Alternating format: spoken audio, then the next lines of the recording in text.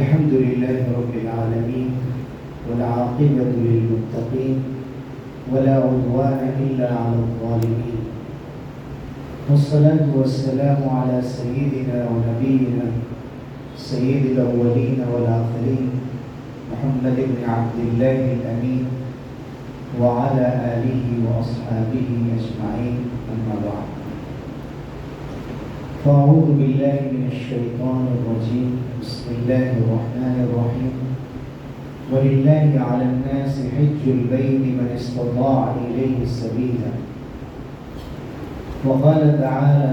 وإذ بوأنا لإبراهيم مكان البيت ألا تشرك بي شيئا وطهر بيتي للطائفين والقائمين والركع السجود وأذن في الناس بالحج يأتوك رجالا وعلى كل ضامر يأتين من كل فج عميق. محترم حضرات، برادران اسلام، اللہ تعالیٰ کا خاص فضل و کرم اور اس کا احسان ہے کہ وہ ہمیں مختلف مواقع عنایت فرماتا ہے جن میں ہم اپنے آپ کو اللہ سے قریب کرنے کے طریقے اختیار کر سکیں، اور ان میں جمعے کا دن بہت اہم ہے۔ ان میں سورہ کہف کی تلاوت فتنوں سے اور خصوصاً دجال کے فتنے سے حفاظت کا سب سے بڑا ذریعہ ہے۔ حضور اکرم صلی اللہ علیہ وسلم کے جو ہم پر احسانات ہیں ان کا ایک چھوٹا سا تقاضا یہ ہے کہ ہم درود شریف کا اہتمام کریں، خصوصاً جمعے کے دن درود کا کثرت سے اہتمام کیا جائے، چونکہ جمعے کے دن جو درود پڑھا جاتا ہے وہ فوری حضور اکرم صلی اللہ علیہ وسلم تک پہنچا دیا جاتا ہے۔ اور اس کے ساتھ ساتھ دعاؤں کا اہتمام کہ اگر ہفتے بھر ہم مصروف رہتے ہیں، وقت نہیں ملتا، اپنے لیے وقت نہیں نکال سکتے، تنہائی میں بیٹھ کر اپنے اللہ سے اپنی باتیں نہیں کر سکتے، تو کم از کم جمعے کے دن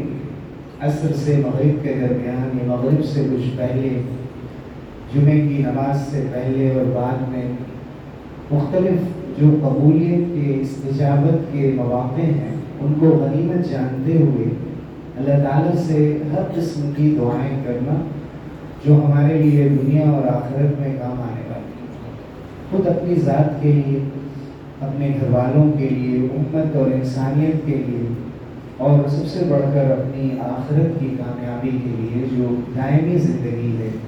جہاں ہم سب کو ہمیشہ رہنا ہے۔ حضرات، جمعہ ایک عظیم الشان اجتماع ہے جس میں مسلمان نسبتاً ایک بڑی جگہ پر جمع ہو کر اور بڑی تعداد میں جمع ہو کر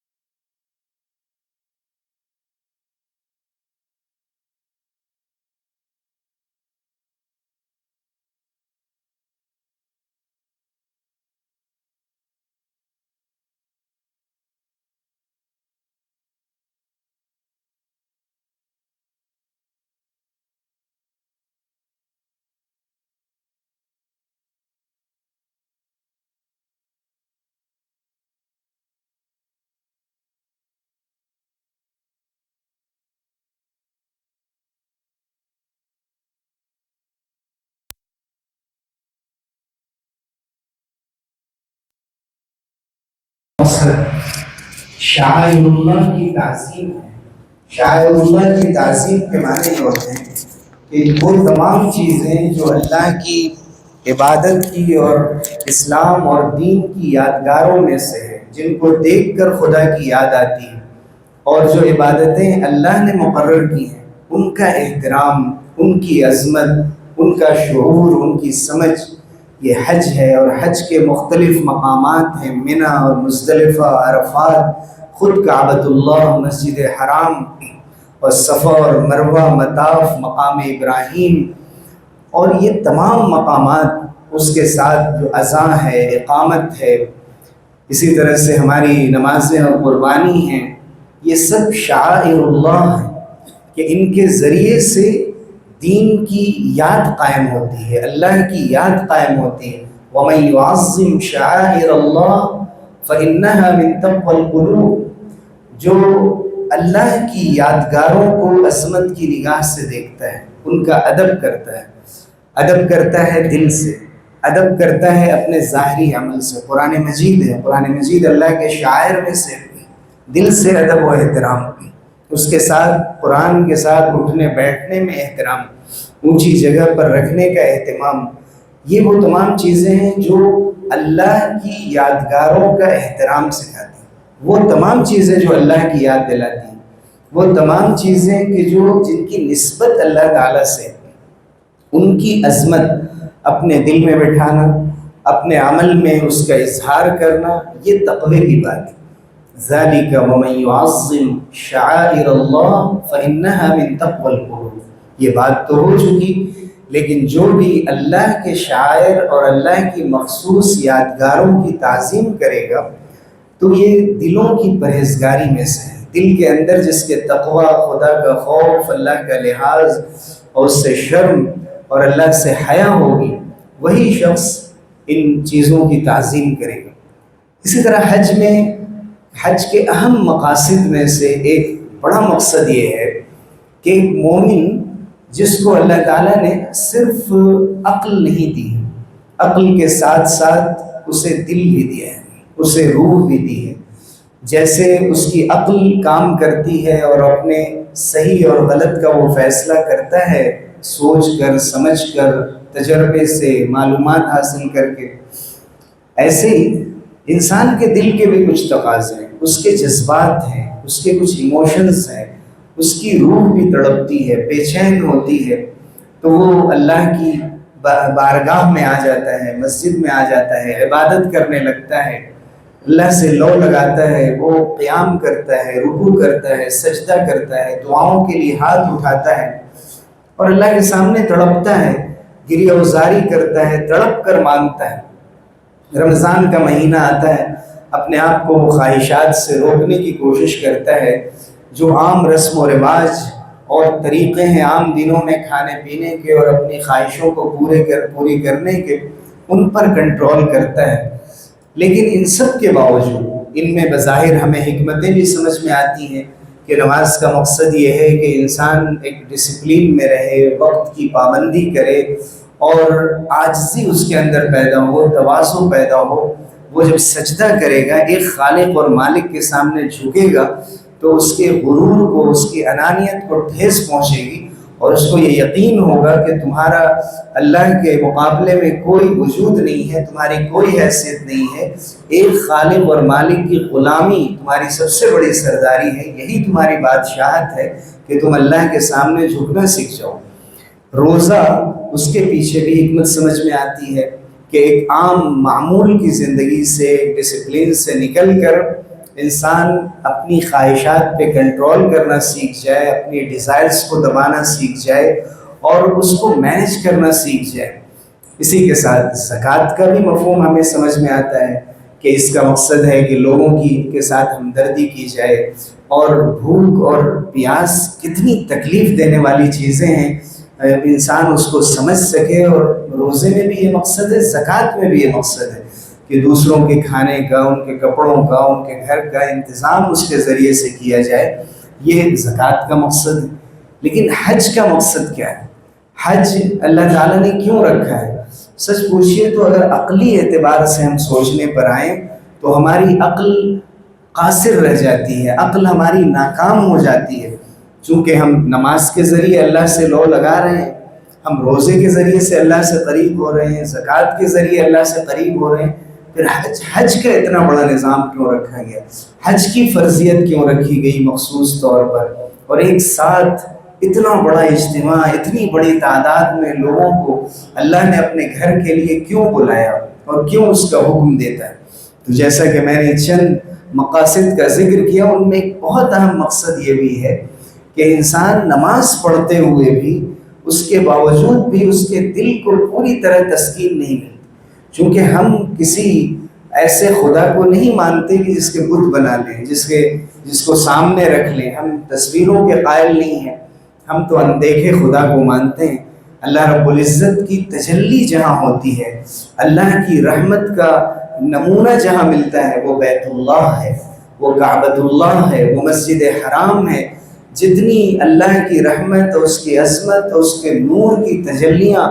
اور اس کا احساس وہاں جا کر ہوتا ہے، انسان کو دنیا میں کہیں نہیں ہو سکتا. اللہ رب العزت نے اسی لیے یہ رکھا کہ انسان کی جو تڑپ ہے، اللہ سے ملنے کا، ملاقات کا جو شوق ہے، اور ایک مومن جو خشک عبادت نہیں کرتا کہ اللہ نے ایک حکم دے دیا ہے، ایک قانون ہے، اس قانون کے مطابق ہم 5 وقت مسجد میں آ جاتے ہیں، اس قانون کے مطابق روزہ رکھ لیتے ہیں، یہ اطاعت نہیں ہے، یہ عبادت کا ناقص تصور ہے. عبادت اصل یہ ہے کہ والذین آمنوا اشد حبا للہ، کہ جو لوگ ایمان والے ہیں وہ اللہ کی محبت میں حد سے آگے بڑھے ہوئے ہوتے ہیں. اللہ کی محبت کوئی اور ان کی طرح نہیں کر سکتا. لوگ بہت سے معبودوں کو ماننے والے ہیں، وہ طرح طرح کے رسم و رواج ان کے ساتھ کرتے ہیں، چڑھاوے چڑھاتے ہیں، ان کے لیے قربانی کرتے ہیں، ان کے لیے نظر مانتے ہیں. لیکن جو سچی عقیدت، جو خلوص دل کے اندر اگر اللہ کی یاد آ جائے تو انسان کی آنکھوں سے آنسو روا ہو جائے،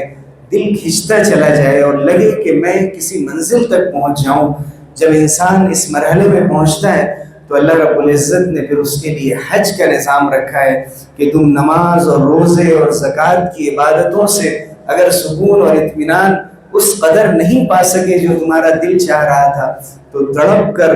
مانگ کر اور گرتے پڑتے ہمارے بارگاہ میں چلے آؤ. ہم نے کعبۃ اللہ کو رکھا ہے، جعل اللہ الکعبۃ البیت الحرام قیاما للناس. اللہ تعالیٰ نے کعبے کے مقدس اور عظمت والے گھر کو لوگوں کے قیام کا، ان کے امن و امان کا ذریعہ بنایا. وَإِذْ جَعَلْنَا الْبَيْتَ مَثَابَةً لِلنَّاسِ وَأَمْنًا، ہم نے کعبۃ اللہ کو لوگوں کے لیے ٹھہرنے کی جگہ بنایا، امن و امان کی جگہ بنایا. اور اللہ تعالیٰ اپنی قدرت دکھانا چاہتے ہیں کہ اتنی بڑی تعداد میں لوگ جمع ہوں، لیکن ادب کے ساتھ، عاجزی کے ساتھ، ایک طرح کے لباس میں، اور وہ لباس کی جس کو عام زندگی میں انسان پسند نہیں کرتا. اللہ نے کہا کہ ہم کہہ رہے ہیں کہ آج تم ویسا لباس پہن کر ہمارے پاس آؤ اور اپنے تمام بندھنوں سے آزاد ہو جاؤ. تم یہ سمجھتے ہو کہ تمہاری یہ تہذیب ہے، تمہارا یہ کلچر ہے، تمہاری یہ شرافت اور عظمت کا نشان ہے، اور تم یہ سمجھتے ہو کہ تمہاری یہ پسند، آج میرے لیے قربان کر دو. میں کہہ رہا ہوں کہ 2 بے سلی ہوئی چادریں پہن کر میری بارگاہ میں آؤ. اگر تم ٹوپیاں پہن کر نماز پڑھ رہے تھے اور عمامہ باندھتے تھے اور حضور اکرم صلی اللہ علیہ وسلم کی سنت پر عمل کرتے تھے، لیکن آج ہم کہتے ہیں تم ننگے سر آؤ، اور چپل بھی پہنو تو خاص قسم کی پہنو جس سے پورا پیر چھپنے نہ پائے. تم برہنہ سر آؤ، اپنے پیر سے بھی چپل مخصوص مقدار کی پہن کر آؤ، جیسا ہم نے کہا ہے ویسا کر کے آؤ. یہ اصل عبودیت ہے. لبیک بحجۃ تعبدا ورقا، لبیک بحجۃ حقا تعبدا ورقا، کہ اللہ میں حاضر ہوں، سچے دل سے حاضر ہوں، اور حج کے لیے میں لبیک کہہ رہا ہوں. اور اس حج کا سب سے بڑا جو حصہ ہے وہ تعبدا ورقا، میں اپنے آپ کو آپ کی غلامی میں لے آ رہا ہوں. میں آپ کا بندہ ہوں، میں جھک کر آیا ہوں، میرے پاس کوئی کمال نہیں ہے، میں اپنی صلاحیت اور قابلیت کی بنیاد پر نہیں آیا ہوں، آپ کے انتخاب کی بنیاد پر آیا ہوں. آپ نے مجھے چنا ہے، آپ نے بلایا ہے. اسی لیے بندہ کہتا ہے لبیک، اللہ میں حاضر ہوں. حاضر ہوں کب کہتا ہے انسان؟ ایک اسٹوڈنٹ اپنے کلاس میں کب کہتا ہے لبیک اور پریزنٹ اور یس سر؟ جب اس کا نام لیا جاتا ہے. تو اللہ تعالیٰ نے آپ کا نام لیا اور آپ کو بلایا تو آپ نے کہا لبیک اللہم لبیک لبیک لا شریک لک لبیک ان الحمد والنعمت لک والملک لا شریک لک. 4 مرتبہ بندے سے کہلوایا گیا اے اللہ میں حاضر ہوں، اے اللہ میں حاضر ہوں، اے میرے اللہ میں حاضر ہوں، آپ کے علاوہ کوئی شریک نہیں، اور ساری تعریفیں آپ کی، ساری نعمتیں آپ کے لیے، اور ساری بادشاہت آپ کی. 2 مرتبہ فرمائیں گے لا شریک لک، آپ کا کوئی شریک نہیں. اس بات کو ذہنوں میں بٹھایا گیا کہ وہ معبود ہے اور انسان عبد ہے، غلام ہے، وہ مسجود ہے، وہ مطلوب ہے، اس کا حکم چلتا ہے، انسان اس کے حکموں کا پابند ہے، وہ اپنی طرف سے کچھ نہیں کر سکتا. اگر پوری زندگی اس نے ایک خاص دائرے میں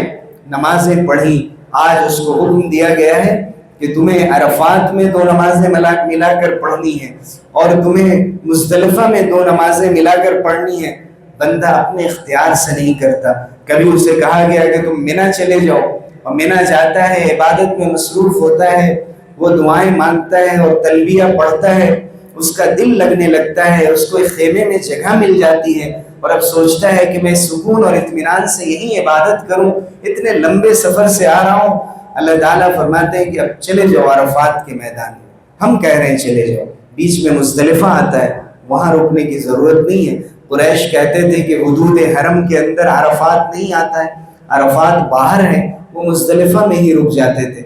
ثم افیضوا من حیث افاض الناس واستغفروا اللہ، اللہ سے معافی مانگو، وہاں سے لوٹ کر آؤ جہاں سے دوسرے لوگ لوٹ کر آ رہے ہیں. یہ مساوات ہے، یہ انصاف ہے، یہ کوالٹی ہے. اس میں ہیوملٹی نظر آنی چاہیے، تواضع اور جھکاؤ نظر آنا چاہیے. کالے گورے کی بنیاد پہ تم چاہو کہ منی سے نکل کر مزدلفہ میں ٹھہر جاؤ، اجازت نہیں ہے. عرفات جاؤ اور عرفات میں جا کر توبہ کرو، استغفار کرو، اپنی پیشانیاں رگڑو، اللہ سے مانگو، زندگی بھر کے کیے ہوئے گناہوں کے لیے توبہ کرو، اور دھوپ میں کھڑے رہ کر اور جبل رحمت کے قریب جا کر مسجد نمرہ میں عبادت کر کے اللہ کے حضور اپنے ساری باتیں کہہ دو، اپنے سارے گناہوں سے توبہ کر لو. اور اس کے بعد جب بہت دل لگنے لگے اور تم یہ سمجھو کہ عرفات کی سرزمین مجھے جانے نہیں دے رہی ہے اور ایسا لگتی ہے کہ مجھے اپنے سینے سے لگا لے گی، اور یہاں پر دن بھر ہم خیمے میں تھے اور عارضی خیمہ تھا، عارضی کیمپ تھا جو منی کی طرح سے مستقل اور دائمی نہیں تھا، اور اب دل چاہ رہا ہے کہ کاش یہیں رات گزار لیتے، تھوڑی عبادت اور کر لیتے. اس سے بڑھ کر کون سی مبارک جگہ ہوگی؟ الحج عرفہ، حج تو عرفے کا نام ہے، حج کا سب سے بڑا رکن عرفہ ہے. اگر اس کا وقوف نہیں ہو سکا تو حج نہیں ہوگا، اس کے بدلے میں کوئی دم نہیں دیا جا سکتا، کچھ نہ کچھ وہاں وقوف ضروری ہے. لیکن اللہ کا آج حکم ہے، سورج ڈوب گیا ہے، سورج کی کرنیں اب غائب ہو چکی ہیں، لیکن تمہیں یہاں سے نکل کر مزدلفہ جانا ہے. اب کوئی یہ سوچے کہ میں مغرب پڑھ کے چلا جاؤں، میں نے پوری زندگی وقت پہ نماز ادا کی ہے، آج بھی میں پڑھ کے جاؤں گا. اللہ نے فرمایا کہ تم نماز کے غلام نہیں، تم اپنی عادتوں کے غلام نہیں، میرے حکم کے غلام. کل بھی نماز پڑھتے تھے میرے حکم سے، آج بھی میرے حکم سے نماز پڑھو گے، لیکن عشاء کے وقت میں پڑھو گے، مزدلفہ میں جا کر پڑھو گے، اور یہاں سے جانے کے بعد اپنے وطن میں چاہو گے کہ تم کو یہ سہولت کبھی حاصل ہو جائے اپنے گھر میں رہتے ہوئے، تو تمہیں یہ سہولت حاصل نہیں، وقت پہ نماز پڑھنی پڑے گی. لیکن آج میں کہہ رہا ہوں کہ تمہیں عشاء کے وقت میں جا کر پہلے مغرب پڑھنی ہے، پھر عشاء پڑھنی ہے، اور یہاں پر خیمے میں نہیں رہنا ہے، کھلے آسمان کے نیچے رہنا. نے یہ سمجھ میں آیا کہ منی میں خیمہ ہے، عرفات میں کیمپس لگے ہوئے ہیں، مزدلفہ میں بھی اگر لگا دیا جائے تو بظاہر ہمارے عقلوں میں کوئی ایسی بات نہیں آتی، لیکن آج کہا گیا تمہیں کھلے آسمان کے نیچے رہنا، وہیں سے کنکری چننی ہے. اور ایسا لگتا ہے کہ بندے اللہ کی عبادت میں مصروف رہتے ہیں اور مزدلفہ کی پہاڑیاں ہنس رہی ہوتی ہیں کہ آئے آج اللہ کی بارگاہ میں مانگنے کے لیے، اور مانگو، تڑپو اللہ کے پاس، کچھ بھول مت جانا. اب کوئی سوچے کہ مزدلفہ میں ہی رہ جاؤں، کہا گیا نہیں، یہاں سے جائیں اور کنکری ماریں اور شیطان کو آج ذلیل کریں اور حضرت ابراہیم علیہ السلام کی اس سنت کو زندہ کریں کہ جب انہوں نے حضرت اسماعیل کی قربانی کے حکم پر عمل کرنا چاہا تو 3 بار شیطان نے ان کو بہکانے کی کوشش کی اور انہوں نے کنکری ماری۔ اگر کوئی یہ سمجھے کہ وہ تو حضرت ابراہیم علیہ السلام خاص طور سے ان کو شیطان کو مارنے کا حکم دیا گیا اور شیطان ان کا پیچھا کر رہا تھا، ان کا راستہ روک رہا تھا، مجھے تو کوئی شیطان بظاہر نظر نہیں آ رہا ہے اور میں کیوں ماروں، اگر ایسا خیال اس کے دل میں آئے تو امام غزالی نے احیاء علوم الدین میں اور شاہ ولی اللہ رحمۃ اللہ علیہ نے حجت اللہ البالغہ میں اور ایسے بڑے بڑے اسلام کے فلاسفرز نے لکھا کہ تم پھر یہ سمجھنا کہ یہ خیال بھی شیطان کی طرف سے آ رہا ہے، تمہاری عقل تم کو دھوکہ دے رہی ہے، تم پھر اس خیال کو مٹا دینا۔ اگر کوئی یہ سمجھے اس طرح کا خیال لائے تو یہ بھی شیطان کی طرف سے، تمہیں حکم دیا گیا ہے 7 کنکریاں مارنی ہیں اور 11-12 کو بھی دوسرے جمرات پہ جو رمی کرنی ہے وہ تمہیں اسی طرح کرنا۔ اور کسی کے یہ خیال میں آئے کہ 7 کنکریوں سے کیا ہوگا اور ان چھوٹی چھوٹی کنکریوں سے کیا ہوگا اور اٹھا کر اسے بڑا پتھر مارنے کی کوشش کرے، یا اس طرح کا کوئی عمل جو سنت کے خلاف ہو، اس کی بھی اجازت نہیں دی گئی۔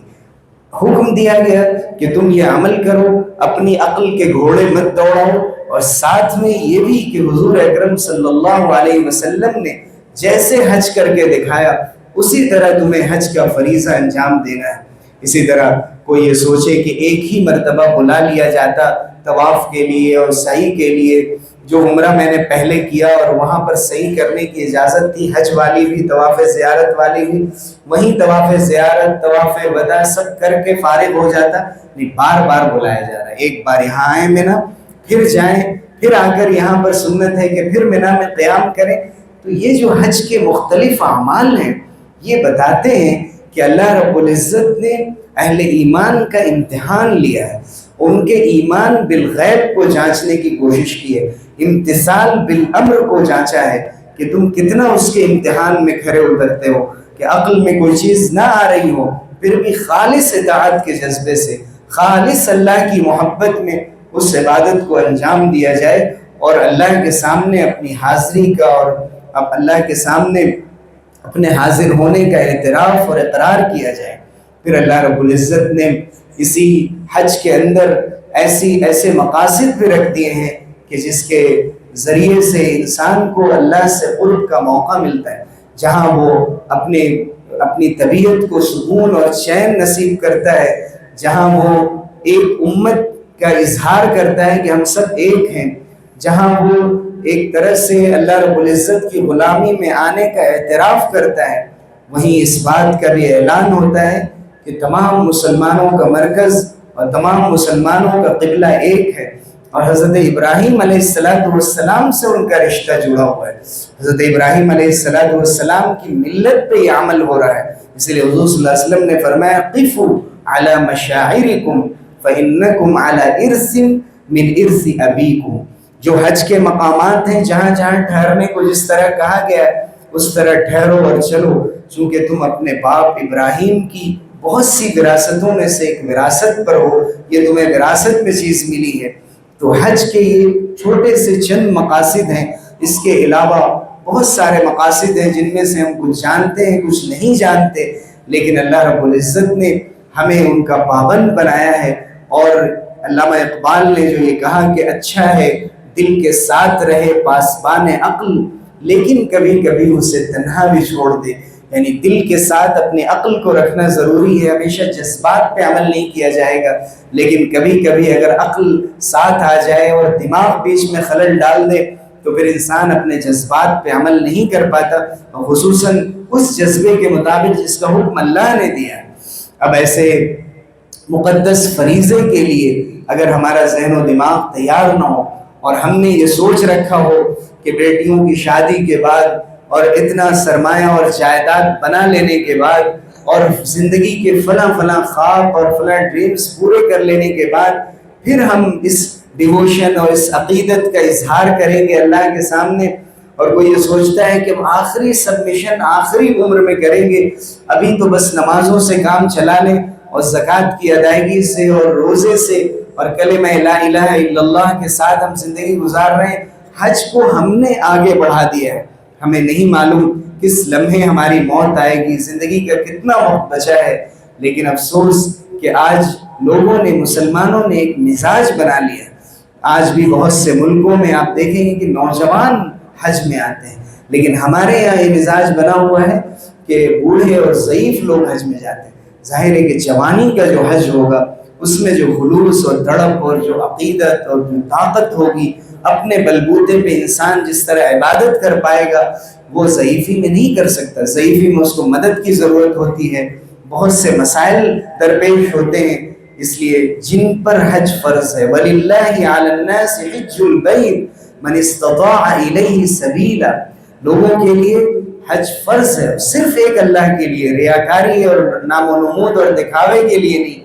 جو لوگ بھی راستے کی استطاعت رکھتے ہیں، حج کے لیے جا سکتے ہیں، یعنی وہ سفر کا خرچ بھی اٹھا سکتے ہیں، اور جب تک وہ سفر میں رہیں گے اپنے گھر والوں کے مینٹیننس کا انتظام بھی کر کے جا سکتے ہیں، تو ایسے لوگوں پر حج فرض ہے. وہ کسی وجہ سے بھی اگر حج کو مؤخر کرتے ہیں اور وفات ہو جاتی ہے تو بعض حدیثوں میں فرمایا گیا کہ پھر اللہ تعالیٰ کو کوئی اس بات کی پرواہ نہیں ہے، فَلْيَمُتْ إِنْ كَانَ يَهُودِيًّا أَوْ كَانَ نَصْرَانِيًّا، کہ وہ یہودی بن کر مرے یا نصرانی بن کر، عیسائی بن کر مرے، اگر وہ مسلمان ہے تو اس کی ذمہ داری ہے کہ حج کو مقدم رکھے. ہم نماز کے بارے میں ایسی باتیں نہیں کرتے، ہم دوسری عبادتوں کے بارے میں نہیں کرتے، لیکن حج کے بارے میں ہم نے خود سے طے کر لیا ہے کہ بعد میں جائیں گے. اگر زندگی کی لازمی ضرورتیں پوری ہو رہی ہیں، مستقبل کے اندیشوں کی بنیاد پر صرف سیونگ ہم نے کر رکھی ہے، اور اسی سیونگ کی بنیاد پر حج ہمارے اوپر فرض ہوا ہے، لیکن اس کو ہم ٹالتے جا رہے ہیں، یہ بہت بڑا گناہ ہے. اگرچہ انسان جب بھی کر لے تو وہ گناہ معاف ہو جاتا ہے اور پھر اس سے فرضیت ادا ہو جاتی ہے، لیکن خدا نخواستہ اگر حج نہیں ادا کر سکا تو پھر اللہ کے یہاں اس فرضیت کے ادا نہ کرنے کا جواب دینا ہو. دوسری ایک بڑی خرابی دیکھنے میں آ رہی ہے کہ لوگ عمرے پہ عمرے کر رہے ہیں. اگر وہ لوگ کریں کہ جو حج بھی کر چکے ہیں، جو لوگ عمرے کے ساتھ ساتھ زندگی کے اور دوسرے مسائل اور جو واجبات اور فرائض ہیں، جو اپنے حقوق ہیں خاندان والوں کے اور انسان اور سماج کے، ان کو ادا کرنے کے بعد بھی اللہ نے ان کو دے رکھا ہے اور کر رہے ہیں، تو یہ بڑی بات ہے. لیکن جو لوگ حج کی استطاعت رکھتے ہیں، اگر وہ 2 عمرے 3 عمرے نہ کر کے وہ حج کا ارادہ کریں، حج کی نیت کریں، وہاں عمرہ بھی ہو جائے گا، حج بھی ہو جائے گا. حج فرض ہے. اگر صرف عمرہ کر رہے ہیں وہ ہم نفل نمازیں پڑھ رہے ہیں اور فرض نمازیں چھوڑ رہے ہیں، اس لیے حج کو مقدم رکھا جائے. تھوڑی تاخیر ہو سکتی ہے، لیکن اگر عمرہ کرنے کی صلاحیت ہے انسان کے اندر، کوشش کر کے تھوڑی سی اور ہمت دکھائے، دل بڑا کرے، سخاوت سے کام لے. اپنے زندگی کا جو معیار بلند کر رکھا ہے ہم لوگوں نے، غیر ضروری اخراجات اپنی زندگی میں داخل کر رکھے ہیں، اگر ان کو کنٹرول کرتے ہوئے ہم یہ سمجھیں کہ اللہ نے حج کو ایسا فریضہ بنایا ہے کہ جس میں یہ بدنی عبادت بھی ہے اور مالی عبادت بھی ہے. اس میں انسان کا بدن اور اس کا جسم بھی مصروف ہوتا ہے اور اس کا مال بھی خرچ ہوتا ہے. اس لیے حج کے لیے ذہنی طور پر تیار ہونا. جن لوگوں نے ماشاءاللہ حج کا ارادہ کیا ہے وہ سب تمام لوگوں کی طرف سے نمائندے ہیں اس امت کے، وہ جا کر سب کے لیے اللہ سے دعائیں کریں گے. لیکن جن لوگوں پر حج فرض ہے ان سب کو کرنا ہے. اللہ تعالی ہم سب لوگوں کو لے جائے. کعبہ سنتے ہیں کہ در ہے بڑے داتا کا ریاض، زندگی ہے تو فقیروں کا بھی پھیرا ہوگا. اور اس کے ساتھ ساتھ جب حج کر کے آ جائیں تو جانچنا ہوگا اپنے کو کہ کیا ہمیں حج مبرور کی سعادت حاصل ہوئی. الحج المبرور لیس له جزاء الا الجنہ، کہ مقبول حج وہ ہے کہ جس کے لیے اللہ کے پاس جنت کے علاوہ کوئی بدلہ نہیں ہے، سیدھے اس کے لیے جنت. لیکن حج مبرور کی علامت یہ ہے کہ حج کے بعد آنے کے بعد کی زندگی پہلے کی زندگی کے مقابلے میں زیادہ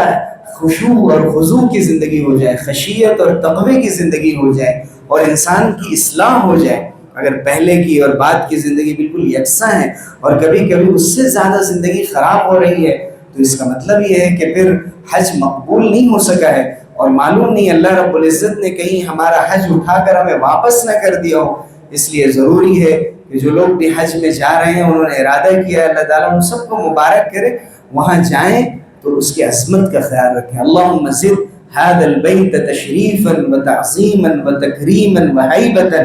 اللہ اس بیت اللہ کی عظمت کو اور بڑھا دیجئے، اس کے وقار اور ہیبت کو، دلوں کا جو اس کا اثر ہے اس کو بڑھا دیجئے، اور وہاں جتنے بھی اللہ کے شاعر ہیں ایک ایک چیز کا ادب، اس کی تعظیم، اور جب مدینہ منورہ کی حاضری ہو اور ریاض الجنہ کی حاضری ہو اور روضہ مصطفیٰ صلی اللہ علیہ وسلم کی حاضری ہو اور جنت البقیع جانا ہو تو ادب سے دل جھکا رہے، انسان کہیں بھی اکڑ کر نہ چلے، کہیں بھی بے ادبی نہ کر جائے، حضور کی بارگاہ میں جا کر شور شرابہ نہ کرے، اور وہاں پر اپنی آواز پر کنٹرول رکھے، اور اپنے نفس اور خواہشات پر ایک ایسے موقع سے ہم حج میں جا رہے ہیں جب دنیا بھر سے مسلمان آتے ہیں، لیکن وہ خلوص، وہ تقوی، زندگی کا وہ ادب، عورتوں کے اندر وہ حجاب اور پردہ، مردوں کی نگاہ میں وہ عزت اور حیا، اب وہ باقی نہیں ہے اس طرح سے جیسے کہ پچھلے مسلمانوں میں تھی۔ اس لیے بہت نازک بات ہے کہ ایک گناہ اپنے گھر میں ہو اور ایک گناہ مطاف میں ہو جائے، مسجد حرام کے اندر ہو جائے، عرفات کے میدان میں ہو جائے۔ اس لیے ڈرتے ہوئے جانے کی ضرورت ہے، اور بار بار اللہ سے مانگنے کی ضرورت ہے کہ اللہ کوئی ایسا کام نہ ہو جائے کہ میرا پورا حج اکارت چلا جائے، چاہے حجر اسود پہ جا رہے ہوں، ملتزم میں جا رہے ہوں، زمزم پی رہے ہوں، اور صفا و مروہ کے درمیان سعی کر کے حضرت حاجرہ کی یاد زندہ کر رہے ہوں، اور ان کی جو قربانیاں تھیں ان کو یاد کر رہے ہوں، اور ان کے مطابق جیسے انہوں نے کیا تھا ویسے۔ جو لوگ یہ اعتراض کرتے ہیں کہ اسلام نے عورتوں کو عزت نہیں دی ہے، اور جب بھی کوئی عورت کسی میدان میں آگے آ جاتی ہے تو وہ کہتے ہیں کہ ویمن امپاورمنٹ کی بات ہے، اور ایک سمبولزم ہے کہ ہم یہ دکھا رہے ہیں کہ ہمارا ملک کتنی ترقی کر رہا ہے کہ عورتوں کو آگے رکھا جا رہا ہے۔ وہیں دیکھنے کی ضرورت ہے کہ اسلام نے عورتوں کو کیسی عزت دی ہے، کہ جہاں حضرت ابراہیم کی یادگار کو زندہ رکھا ہے ویسے ہی حضرت حاجرہ کی یادگار کو بھی آج تک زندہ رکھا گیا ہے۔ اللہ رب العزت ہم سب کو حج بیت اللہ کی سعادت نصیب فرمائے، اس کے مقاصد کو سمجھنے کی توفیق دے، اور ادب اور احترام اور تعظیم کو ہمیشہ ملحوظ رکھنا آسان فرمائے۔ آمین، وآخر دعوانا الحمدللہ۔